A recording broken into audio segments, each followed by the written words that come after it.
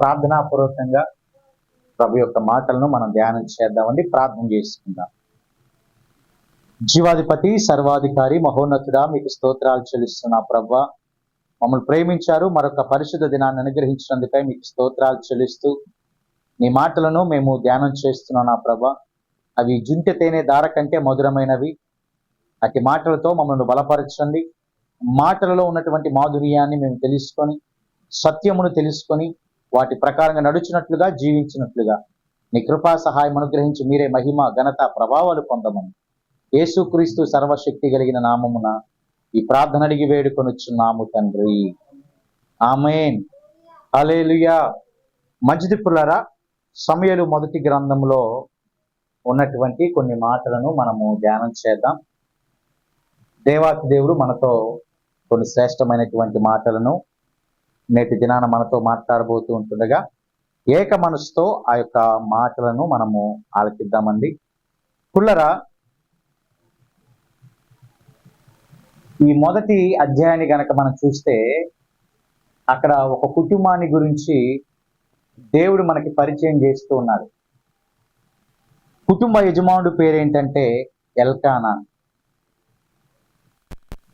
అతని యొక్క భార్య పేరు పుల్లరా హన్నా. భార్య పేరు హన్నా. ఈ ఎల్కానా, హన్నా వీరిద్దరు కూడా కుటుంబ వ్యవస్థలో మంచిగా కొనసాగుతూ ఉన్నారు.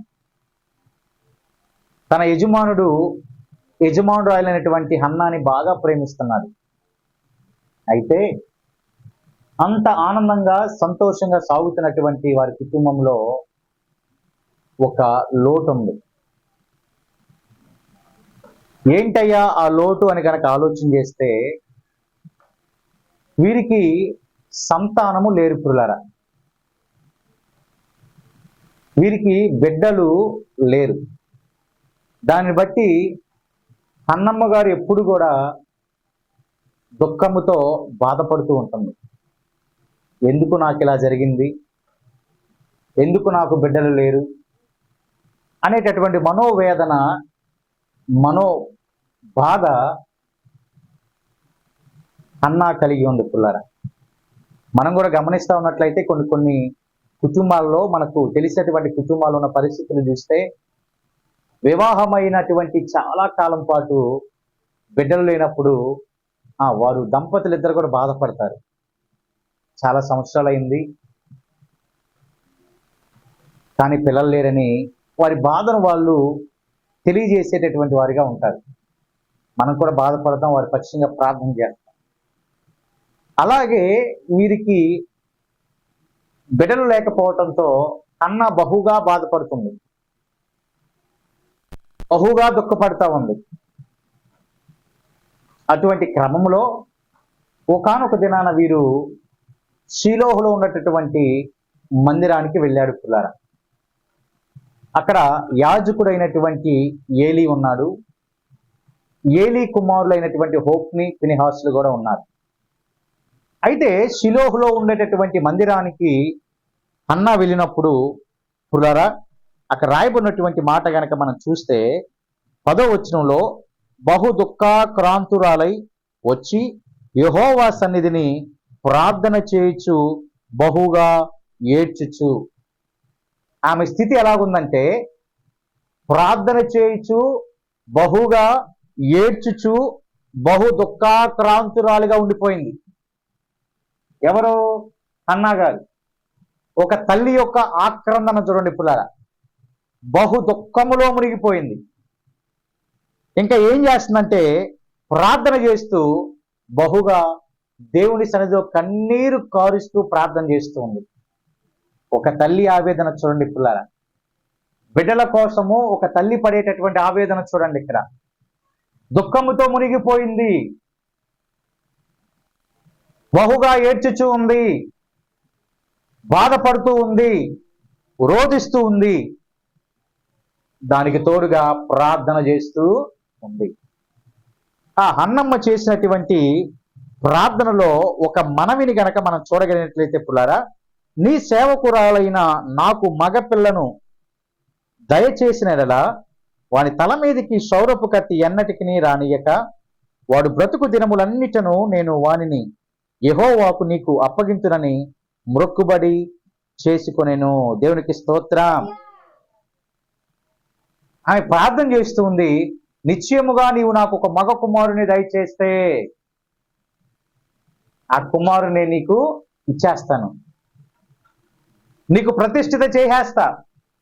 ఇక ఆయన బ్రతికే దినములన్నిట కూడా ఎవరి బిడ్డగా జీవిస్తాడంటే దేవుని బిడ్డగా ఆ బిడ్డ జీవిస్తాడు అని అన్న ఏం చేసిందంటే దుఃఖపడుతూ ఏడుస్తూ యెహోవా సన్నిధిన ప్రార్థన చేసినట్లుగా లేఖనాల ద్వారా మనం చూస్తూ ఉన్నాం.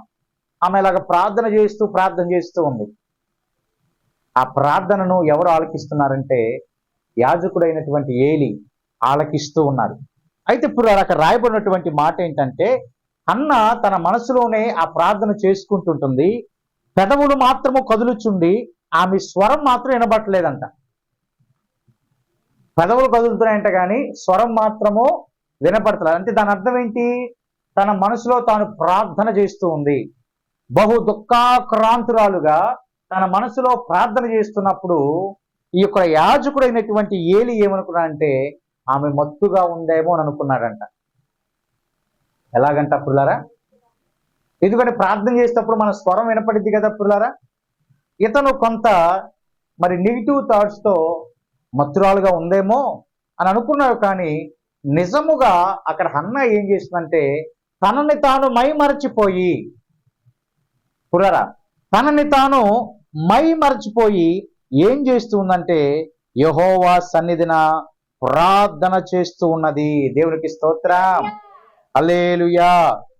చూడండి పుల్లారా, ఆమె ఆత్మను యెహోవా సన్నిధిన కుమ్మరిస్తూ ఉన్నదంట. అక్కడ తర్వాత ఏలి దాన్ని గమనించి తెలుసుకున్నటువంటి తదుపరి ఏలి ఆమెతో చెప్పినటువంటి మాట ఏంటంటే, ప్రియా దేవుని సంగమా, నీవు క్షేమముగా వెళ్ళుము, ఇశ్రాయేలు దేవునితో నీవు చేసుకున్న మనవిని ఆయన దయచేయునుగాక అని అన్నాడు. దేవుడికి స్తోత్రం. ఇదంతా కూడా మనకు తెలిసిందే పుల్లారా. నువ్వేదైతే మనవి అడిగావో అదంతా దేవాతి దేవుడు నీకు దయచేయునుగాక అని అనినటువంటి వెంటనే ఈ యొక్క అన్నమ్మ గారు బహుధైర్యం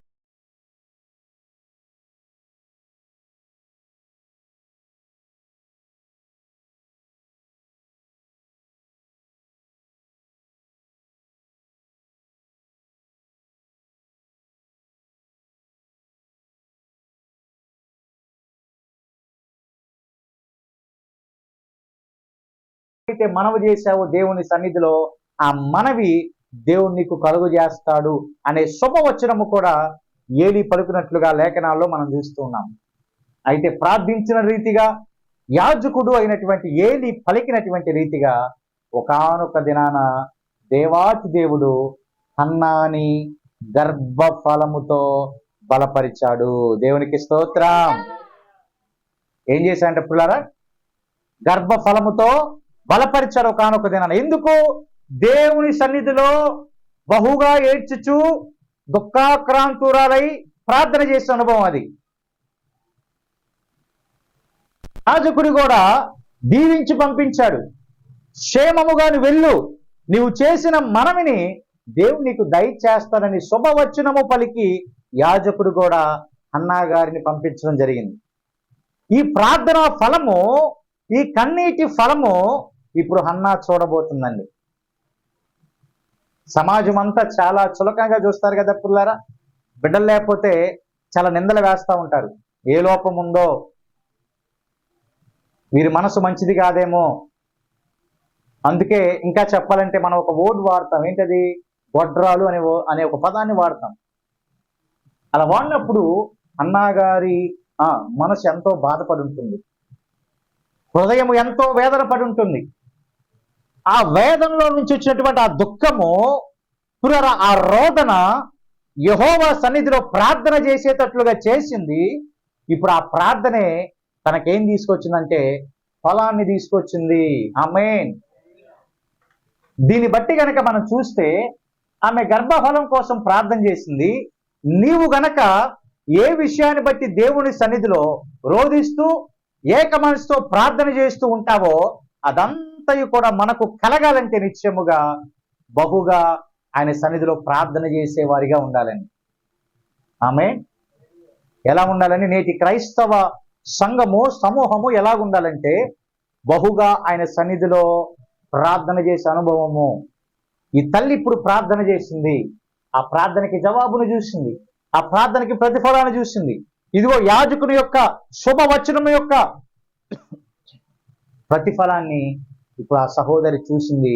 నిశ్చయముగా గర్భము దాల్చింది, ఒక కుమారుణ్ణి పొందుకుంది. ఆ కుమారునికి సమూయేలు అని పేరు పెట్టింది. దేవునికి స్తోత్రం కలుగును గాక. వేదన అంతా ఏమైపోయిందండి? పోయింది. బాధ అంతా ఏమైపోయిందంటే పిల్లరా? పోయింది. ఎన్నాళ్ళ దుఃఖము, ఎన్నాళ్ళ వేదన, ఎన్నాళ్ళ నింద అంతా కూడా ఒక్క ఆశీర్వాదముతో ప్రభువు దూరం చేశాడు. ఒక్క ఆశీర్వాదముతో ఆ నిందను దూరం చేశాడు. ఒక్క ఆశీర్వాదముతో ఆ బాధను దూరం చేశాడు. దేని నిమిత్తముగా? ప్రార్థన. ఎందు నిమిత్తముగా? ప్రార్థన. బహు దుఃఖాకాంతురాలై ప్రార్థన చేయొచ్చు ఆమె బహుగా ఏడ్చింది. కుమారుడు పుడితే నా కుమారుణ్ణి నీకు ఇచ్చేస్తాను అని ఆమె రోధిస్తూ ప్రార్థన చేసింది. కాబట్టి ఆలకించిన దేవుడు గర్భాన్ని తెరిచి కుమారుణ్ణి ఇచ్చాడు. ఇప్పుడు కుమారుడికి సమూయేలు అని పేరు పెట్టడము జరిగింది. పిల్ల ఈమె మాట ఇచ్చినటువంటి రీతిగా పాలు మాన్పించబడినటువంటి తదుపరి ఈ యొక్క హన్న తన కుమారుని ఏం చేసింది? దేవునికి ప్రతిష్ఠిత చేసేస్తానంది కదా. ఏం చేసిందంట? షిలోహులో ఉండేటటువంటి మందిరం యొద్దకు మరి సమూయేలుని తీసుకురావటం జరిగింది. ఎక్కడ తీసుకొచ్చిందంట? షిలోహులో ఉండేటటువంటి మందిరము దగ్గరికి సమూయేలుని తీసుకొచ్చి ఆమె చెప్పిన మాట 1వ అధ్యాయం చివరి వచనంలో, కాబట్టి నేను ఆ బిడ్డను యెహోవాకు ప్రతిష్ఠించుచున్నాను, తాను బ్రతుకు దినములన్నిటను వాడు యెహోవాకు ప్రతిష్ఠితుడని చెప్పెను. దేవునికి స్తోత్రం కలుగును గాక. యెహోవాకు ఏం చేస్తానంట? ప్రతిష్ఠిత అంటే ఇచ్చేస్తున్నాను. ప్రతిష్ఠిత చేయటం అంటే ఏంటంటే పురారా దేవునికి ఇచ్చేయటం. ఆమె ముందుగానే అనుకుంది కదా, నాకు మగ బిడ్డని దయచేస్తే నీకు ఇచ్చేస్తానంది. మనమైతే ఎన్నో అనుకుంటాం కానీ ప్రభుకి చేయలేం. చేస్తామండి? అమ్మో ఒక్కగానొక్క కుమారుడు లేక పుట్టాడు, ఒక అనుకున్నాను అప్పుడు ఏదో అనుకున్నానులే, దేవుడికి ఇచ్చేద్దాను, ఇప్పుడు ఆయన చూడకపోతే నేను ఉండలేను, అల్లారు ముద్దుగా పెంచుకుంటున్నాను.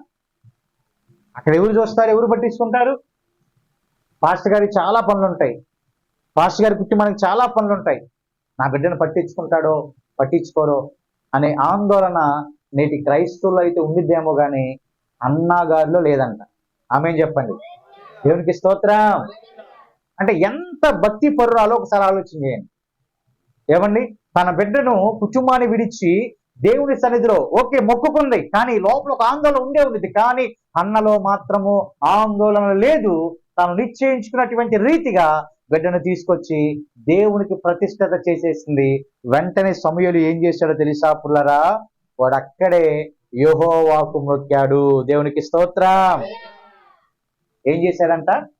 యెహోవాకు మొక్కాడు. ఇందాక మనం ప్రార్థన చేసే ముందుగా ఒక మాట మీకు చెప్పా. మనం మోకరించి ప్రార్థన చేయకపోతే మన బిడ్డలు చేస్తారా పుల్లారా? ఈ చిన్న వయసులో సమూయేలుకి మోకరించే అనుభవం ఎక్కడి నుంచి వచ్చింది? ఎవరిని చూశాడు? ఎవరిని చూశాడంట? యేసాయా తల్లిని చూశాడు. ఎవరిని చూశాడంట పుల్లారా? తల్లిని. గృహములో తన తల్లి ప్రార్థన చేయటం చూశాడండి. అన్న మోకరించడాన్ని చూశాడండి. ప్రార్థనలో గడపటాన్ని చూశాడండి. ఏడ్చే అనుభవాన్ని చూశాడండి. రోధించే అనుభవాన్ని చూశాడు పుల్లారా. బహు దుఃఖముతో పుల్లారా ప్రార్థన చేసే అనుభవాన్ని చూశాడు. కాబట్టి బాలుడుగా ఉన్నప్పుడే సమూయేలు కూడా దేవుని సన్నిధికి వచ్చి అక్కడే యెహోవాకు ఏం చేశాడంట? మొక్కాడు. మన బిడ్డలు మొక్కుతారా పుల్లారా? తల్లిగా ఉన్నటువంటి మనం చెప్పాలి, మంచి సాక్ష్యం మన బిడ్డలకి చెప్పాలి. మన బిడ్డల పక్షంగా మనం మంచి సాక్ష్యం చెప్పేవారిగా ఉండాలి. మనం మోకరించినట్లుగా మన బిడ్డలు మోకరిస్తారా? మనం ప్రార్థించినట్లుగా మన బిడ్డలు ప్రార్థిస్తారా? అయ్యా నువ్వు మిస్టేక్ చెప్తున్నావు, అసలు మేము ప్రార్థించం కదా, అసలు మేము మోకరించం కదా, మేము మోకరిస్తే మా బిడ్డలు మోకరిస్తారు, నువ్వు అట్ట చెప్పాలి, నువ్వు ఎట్ట చెప్తున్నావేంది అనుకుంటున్నారేమో. మనం మోకరిస్తే ఎవరు మోకరిస్తారండి? మన బిడ్డలు. ఆమేన్. మనం ప్రార్థిస్తే ఎవరు ప్రార్థిస్తారండి? మనం ప్రార్థించలేదనుకో మన బిడ్డలు. మనం టీవీ చూసామనుకో నీ ముందే చూస్తారా? దర్జా కాలు మీద కాలేసుకొని చూస్తారా? అంతే చూస్తారు. మన బిడ్డలకి మనం ఏం నేర్పించాలంట? ప్రార్థన నేర్పియాలి. మన బిడ్డలకి మనం అలా నేర్పించమే పొరపాటున చిన్నోడికి ఏమీ తెలియదు, ఎవరైనా కొంచెం అత్త వరుస వాళ్ళు వెళ్ళారనుకో ఆమెనేమంటాడు? అరే అదిగో అత్త వెళ్తుంది, పిల్లలను అడుగు. ఏమంటాడంట? ఎవరు నేర్పిస్తుంది ఇక్కడ? అమ్మే. ఎరా మీ మామ వెళ్తున్నాడు, అదిగో రోడ్డు మీద వెళ్తున్నాడు, పిలుచు, పిల్లని అడుగు. ఇలాంటి వారు లేరా పిల్లారా? ఖచ్చితంగా ఉన్నారండి. వాడేమి ఇంత ఉంటాడు, వాడికి పిల్ల ఏందో తెలియదు, పెళ్ళి ఏందో తెలియదు, వివాహం ఏందో కూడా తెలియదు. తెలుసండి? దారిని పోయేటటువంటి వాళ్ళని పిలిచి ఎదుగో అత్త వెళ్తుంది పిల్లని అడుగు అంటాడు, మామ వెళ్తుంది పిల్లని అడుగు అంటాడు. మన బిడ్డల్ని మనమే ఏం చేస్తామంటే చెడగొట్టుకుంటున్నాం. ఇక్కడ సమూయేలు అలా కాదండి, చెడిపోయే వారిని సైతము కూడా బాగు చేసే ప్రార్థన సమూయేలు చేశాడు. దేవునికి స్తోత్రం. అంత గొప్ప కమిట్మెంట్తో బిడ్డ ఎలా ఎదగలిగాడంటే తల్లి చేసిన ప్రార్థన, తల్లి అనుభవాన్ని చూశాడు. గృహంలో ఉన్నప్పుడే, చిన్నప్పుడుగా ఉన్నప్పుడే తల్లి రోదన చూశాడు, కన్నీరు విడుచుచూ చేసే ప్రార్థన చూశాడు. వెంటనే ఆయన కూడా వచ్చి చిన్నప్పుడుగా ఉన్నప్పుడే దేవునికి ఏం చేశారంట? మొక్కే అనుభవంలోనికి వచ్చాడండి. మన బిడ్డల్ని ఆ రీతిగా పెంచాలండి. అదిగో పిల్లని అడుగు, ఆ రీతిగా మనం మన బిడ్డల్ని పెంచకూడదు, పొరపాటును కూడా పెంచకూడదు.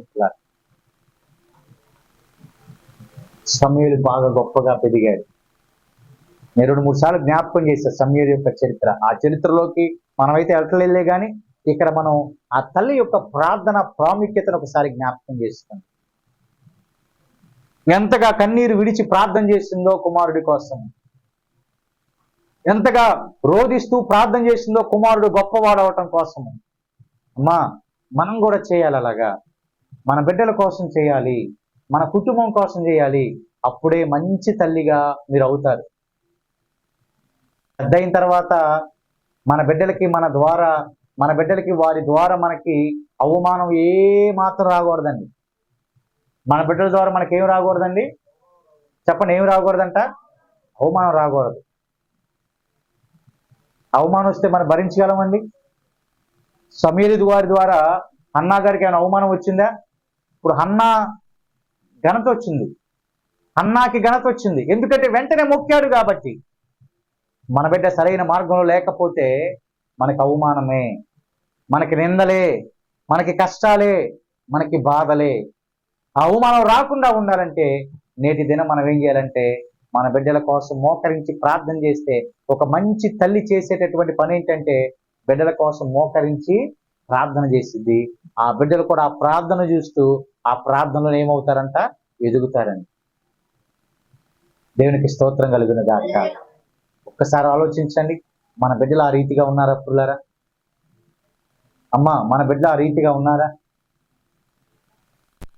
లేదా మనము అన్నావలే మోకాల అనుభవంలో ఉన్నామా? తల్లి వలె ప్రార్థన అనుభవంలో మనం ఉన్నామా? ఆ తల్లి వలె బహుగా రోధిస్తూ ఏడుస్తూ యెహోవా సన్నిధిలో ప్రార్థన చేసే అనుభవంలో మనం ఉన్నామా? దేవుని సన్నిధిలో ఆ రీతిగా ప్రార్థన చేసే అనుభవంలో ఉన్నామా?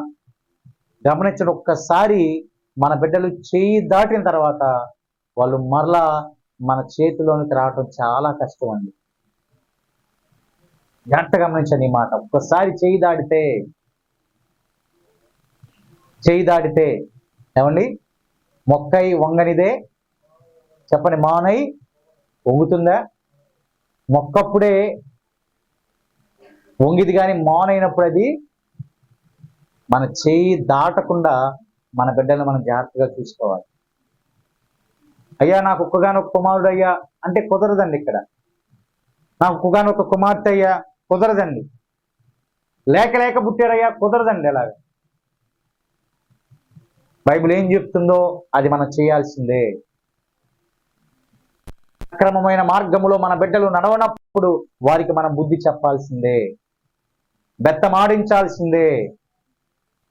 లేక లేక పుట్టారు అని ప్రేమ, అయ్యా ఒక్కగానొక్క కుమారుడు అని ప్రేమ, ఒక్కగానొక్క కుమార్తె అనే ప్రేమ ఉండాలి. ఇక ప్రేమ ఉండాలి కాదంటలేదు పుల్లారా. ఆ ప్రేమ ఆ బిడ్డని చెడు మార్గము వైపునకు నడిపించకుండా చేయాలి. హన్న ఎంతగా ప్రార్థన చేసిందో ఒకసారి ఆలోచించండి. ఎంతగా ప్రార్థన చేస్తుందో ఒకసారి ఆలోచన చేయండి. ఆ తల్లి ప్రార్థన కుటుంబానికి దీవెనకరమైంది. తల్లి ప్రార్థన కుటుంబానికి ఆశీర్వాదకరమైంది.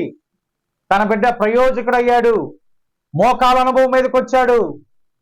ఇదిగో యాజకుడైనటువంటి ఏలి ఎదుటే పుల్లరా ఆ యొక్క బాలుడైనటువంటి సమూయేలు ఏం చేశాడంటే యెహోవాకు పరిచర్య చేస్తున్నాడు. దేవునికి స్తోత్రం.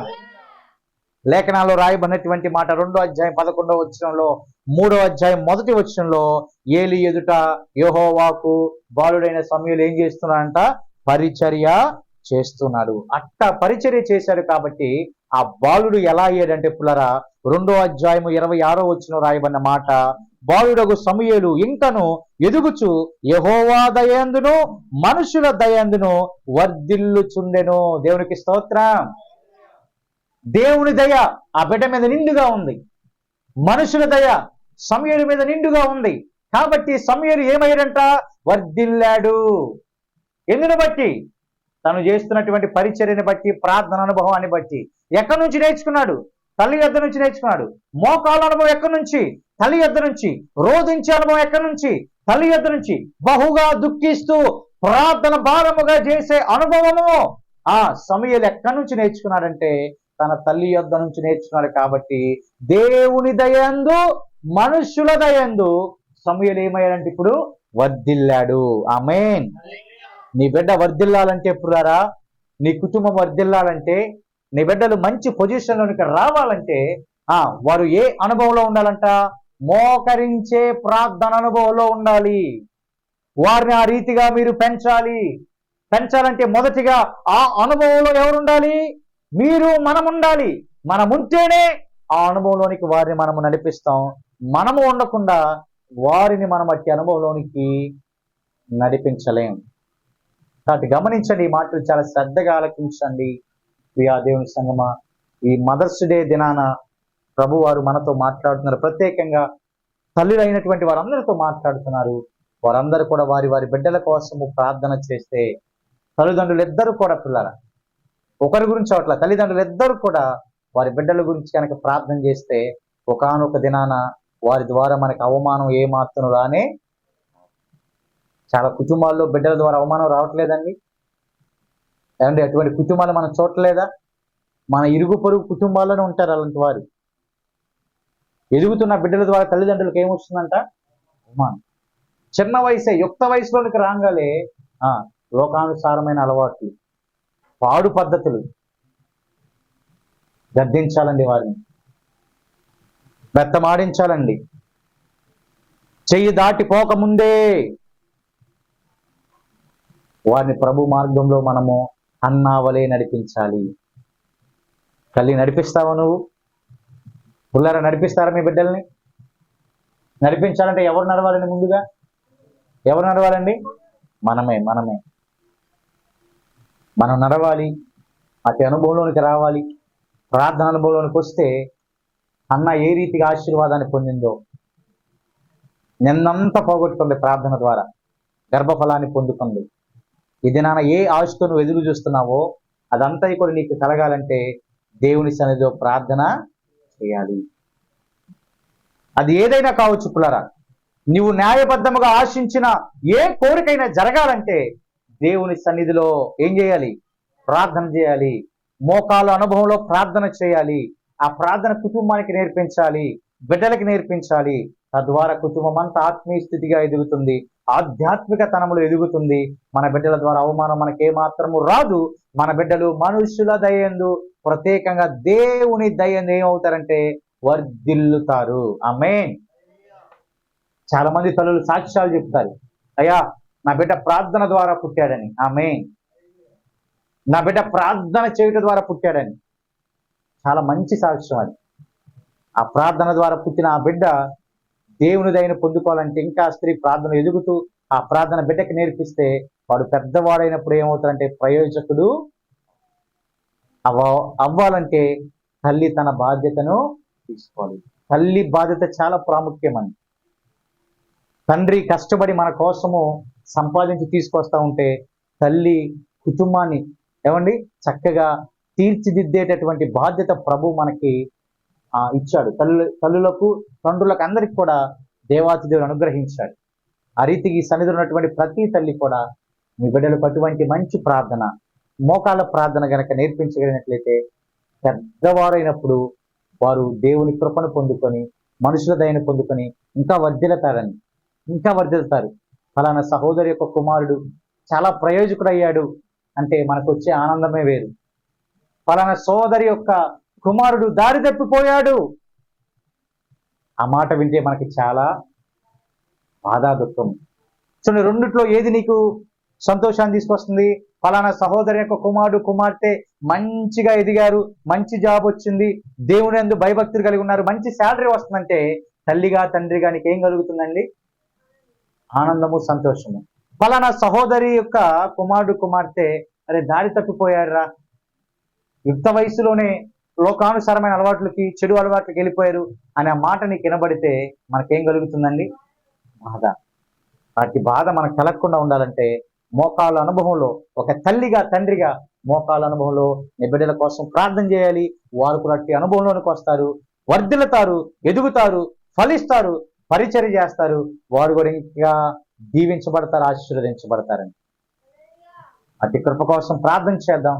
ఈ మధ్యాహ్న కాల సమయంలో అలాగ మన కుటుంబాలు అవ్వాలంటే ప్రభు మాత్రమే చేయగలడు, యేసయ్య మాత్రమే చేయగలడు, యేసయ్య మాత్రమే ఆ కృప నీకు ఇవ్వగలడు. మరి ఎవ్వరు కూడా ఆ కృప నీకు నాకు ఇవ్వలేదు. యేసయ్య నీ సొంత రక్షకుడు అంగీకరిస్తే, యేసయ్య రక్షణను అంగీకరించినటువంటి నీవు ప్రార్థన అనుభవంలో ఎదుగుతావు. తద్వారా నీ కుటుంబాన్ని ప్రార్థన అనుభవంలోనికి నడిపిస్తావు. కుటుంబం అంతా వర్ధిలింపులోనికి ఒక తల్లిగా తండ్రిగా నువ్వు నడిపిస్తావు. కాబట్టి మొదటిగా యేసునామాన్ని ఒప్పుకోవాలి, యేసయ్య నామాన్ని ఒప్పుకోవాలి, ఎవరి రక్తం ద్వారా కడగబడాలి, పరిశుద్ధ పరచబడేటటువంటి స్థితిలోనికి వస్తే ఆటోమేటిక్గా ఒకటి మన జీవితాల్లో అన్ని కూడా నెరవేర్చడానికి ఆయన సిద్ధంగా ఉన్నాడు. ఆ రీతిగా మరి నీ కుటుంబంలో నెరవేర్చబడాలంటే ప్రార్థన చేయడానికి నీవు సిద్ధముగా ఉండాలి. నీ కుటుంబాన్ని ప్రార్థనలోనికి నడిపించడానికి నీవు సిద్ధముగా ఉండాలి. అతి కృప దేవుడు మనకు అనుగ్రహించును గాక. దేవుడి మాటను దీవించును గాక. ప్రార్థన చేద్దాం పుల్లారా. విత్తబడిన వాక్యాన్ని బట్టి ప్రార్థన చేద్దాం. ప్రార్థనలో ముందుకు కొనసాగుదాం. జీవాధిపతి, సర్వాధికారి, మహోన్నతుడా, మీ నామానికి వందనాలు, స్తోత్రాలు చెల్లిస్తున్నా ప్రభా. నేను ఒక తల్లి ప్రార్థన నాయన బిడ్డని ప్రయోజకరముగా చేసింది నా ప్రభా. ఆ బిడ్డ మనుషుల దయందు ఎదిగాడు, ప్రత్యేకంగా మీ దయందు వర్ధిల్లాడు. అతి కృప మా బిడ్డలకు కలుగునుగా కానీ ప్రార్థన చేస్తున్నాం. ఆ రీతిగా ఉండాలంటే తల్లిదండ్రులుగా మేము మోకాళ్ళ అనుభవంలో ప్రార్థన చేసేటటువంటి వారిగా, తద్వారా ప్రార్థన మా బిడ్డలకు నేర్పించేవారిగా అతి కృపల వైపునకు నడిపించండి. నా ప్రభా సన్నిధిలో ఉన్న ప్రతి వారు కూడా ఆ రీతిగా నడవాలి. నూతన యెరూషలేం సంఘ బిడ్డలందరూ కూడా ఈ క్రమంలో ఎదుగుదురుగా కానీ ప్రార్థన చేస్తున్నాను. అతి కృప దయచేసి రోధించేవారిగా, ప్రార్థించేవారిగా, నా ప్రభ ప్రార్థన ఫలాన్ని పొందేవారిగా సన్నిధిలో ఉన్న ప్రతి బిడ్డ, ఈ మాటలు వింటున్నటువంటి ప్రతి బిడ్డ పొందినట్లుగా నీ కృపా సహాయం అనుగ్రహించి మీరే మహిమ, ఘనత, ప్రభావాలు పొందమని యేసయ్య సర్వశక్తి కలిగినటువంటి నామమున ఈ ప్రార్థన అడిగి వేడుకొనుచున్నాము తండ్రి. ఆమేన్. హల్లెలూయా. అందరికీ వందనాలు. మంచిది పుల్లారా. ఈ సమయంలో మనము